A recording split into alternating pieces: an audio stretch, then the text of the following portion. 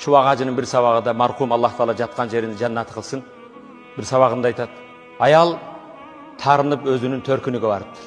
Түндө келди дейт. Кызым тарынып күйөөнөн тарынып келиптир дейт. Сураган жокмун, ачуунда бир нерсе дебесинде үн чыкпай үйгө жатып. Эрте менен дейт. Күйөө балам келип дейт. Балдарын көтөрүп келип бир кап берип кетти дейт. Кайненеге күйөө бала берип атат.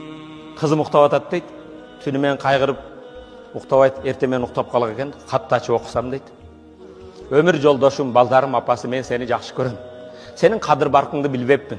Мен жөнөкөй эле булардын курсагын тойгозуп, буларга памперс салып койсо, кийгизип койсо жүрө берет десем, памперста үйдө бок болбокон жер калган жок.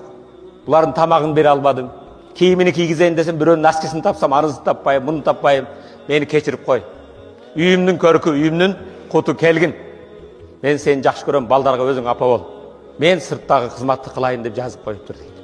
Катты аялга берсем дейт, кызыма дейт, кызым дейт, үңкүлдөп чуркап дейт, кийимдерин жыйнап, анан үйүнө жөнөп калды дейт. Урматтуу мусулман бир тууганым, аялдар үйдүн куту дейбиз, ошо кут болсо мындай, бирок сыйлайлы, кадыр бартайлы.